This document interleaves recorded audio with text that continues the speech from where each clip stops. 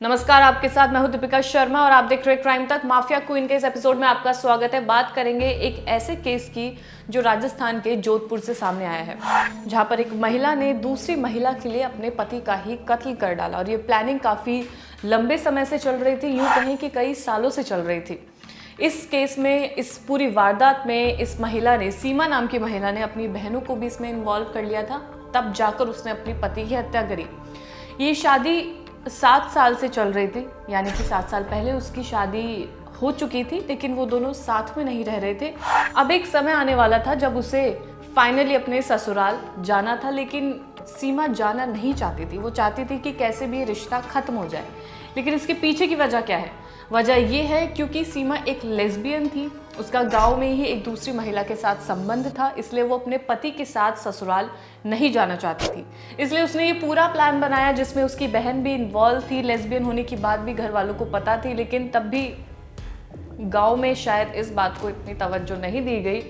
फिर जब महिला ने फैसला किया कि वो अपने पति को ही रास्ते से हटा देगी, ताकि वो अपनी जो गांव में जो उसकी गर्लफ्रेंड है, जिसके साथ वो रहना चाहती है, उसके साथ सुकून से रह सके, तो इस महिला ने अपनी बहनों के साथ मिलकर पति का कत्ल किया और बड़ा बेरहमी से कत्ल किया। इलेक्ट्रिक कटर से उसके बॉडी पार्ट्स को काटा गया और फिर उन्हें पॉली बैग में रख कर दूर फेंका गया।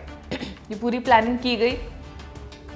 मर्डर में आरोपी सीमा के साथ उसकी बहनें भी शामिल थी। जब सीमा पकड़ी गई, जब पूरा केस सॉल्व होता है, जब सीमा को पकड़ लिया जाता है, तब वो ये कहती है, पहली बात तो उसे कोई अफसोस नहीं था कि उसने अपने पति का कत्ल किया। दूसरी चीज़ वो ये बोलती है कि अगर उसे पता होता कि उसकी बहन भी पकड़ी जा सकती है या पुलिस उसकी बहन तक भी पहुंच सकती है, तो शायद वो अपने पति को कहीं दूर ले जाकर सिर्फ जहर का इंजेक्शन देकर उसे मार डालती। अगर उसे ये पता होता कि पुलिस केस सॉल्व कर लेगी और वो पकड़ी जाएगी, तो शायद वो कोई दूसरा तरीका अपनाती ताकि उसकी बहन बच जाती।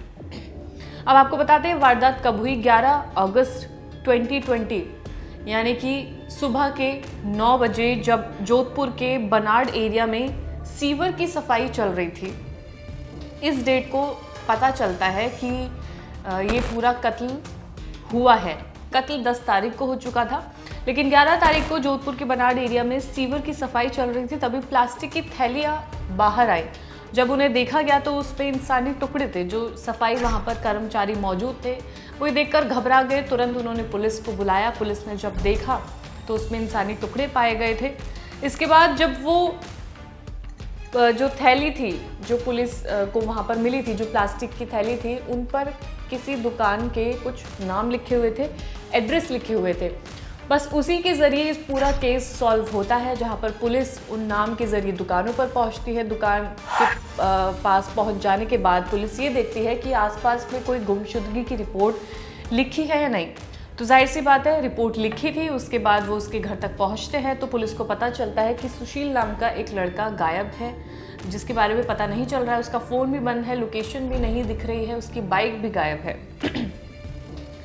वो लड़का 10 अगस्त से गायब था, जिसकी गुमशुदगी की रिपोर्ट लिखाई गई थी। तो पता चला कि खाकड़की गांव के चूने भट्टे के व्यापारी का इकलौता बेटा सुशील मेड़ता गायब है।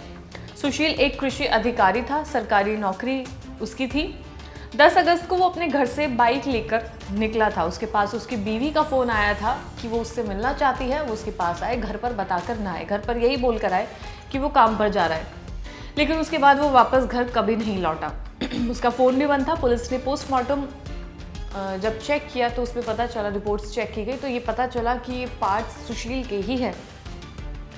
पुलिस को शक था उसकी बीवी पर, यानी कि सीमा पर शक था, लेकिन पूछताछ में सीमा एकदम कॉन्फिडेंट थी। उसे ये पता था कि पुलिस ये केस सुलझा ही नहीं सकती, वो उस तक पहुंच ही नहीं सकती। वो हर पूछताछ में यही बोलते रही कि उसे नहीं पता ये सब कैसे हुआ और किसने मारा। उसने कुछ भी अपना मुंह नहीं खोला। बहनें भी काफ़ी ज़्यादा कॉन्फिडेंट थी कि उनका नाम भी नहीं आएगा। तो कई समय तक यही चलता रहा।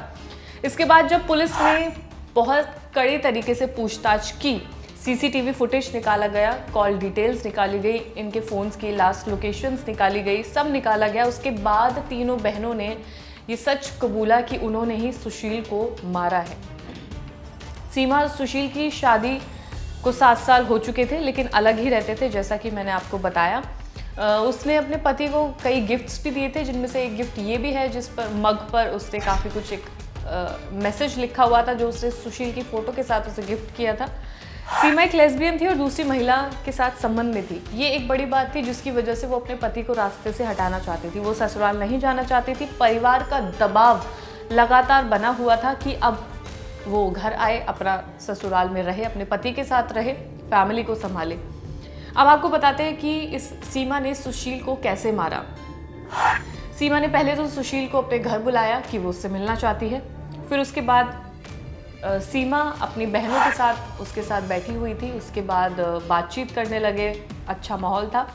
तब एक ड्रिंक के अंदर सीमा ने स्लीपिंग पिल्स, उसको नशीली दवाई, नींद की गोलियां एक ड्रिंक में मिलाकर सुशील को पिलाई।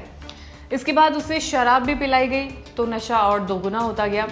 उसके बाद उसे नशे का इंजेक्शन भी दिया गया जिसके बाद वो बेहोश हो चुका था। बस इसके बाद इन बहनों ने उसकी नसें काटी, उसके गले को दबाया, जैसे भी उसको जान से मार डाला। फिर बॉडी के 6 टुकड़े किए इलेक्ट्रिक कटर से और उसके बाद पॉलीथीन के अंदर उनको भर के सीवर में फेंकने के लिए चले गए। सीवर में फेंक दिया गया और उसके बाद घर आकर वो आराम से चाय पीते हैं, अपनी घर की सफाई करते हैं, कपड़े बदलते हैं, चाय पीते हैं। उन्हें लगता है कि शायद पुलिस कभी उन तक पहुंच ही नहीं पाएगी, ये केस कभी सॉल्व नहीं हो पाएगा। लेकिन वही एक पॉलीथीन जिस पर एक दुकान का एड्रेस लिखा हुआ था, दुकान का नाम लिखा हुआ था, उसी के ज़रिए पुलिस इन आरोपी बहनों तक पहुंच जाती है। लेकिन सीमा को कोई अफसोस नहीं था कि उसने अपने पति को मार डाला है। वो अपने गांव में किसी दूसरी औरत के साथ संबंध में थी, वो उसके साथ रहना चाहती थी, लेकिन उसके पति को रास्ते से हटाने का उसे बस यही तरीका नज़र आया जो उसने अपनाया। तो ये थी जोधपुर से जो कहानी सामने आई है इस सीमा की, जिसने अपने पति को किस बेरहमी से मारा अपनी बहनों के साथ मिलकर। आप अगर कोई ऐसा केस जानते हैं, कोई नाम जानते हैं आपके आसपास के इलाके का या किसी भी शहर का, तो हमें कमेंट सेक्शन में ज़रूर बताइएगा और ये कहानी भी आप देखिएगा। धन्यवाद।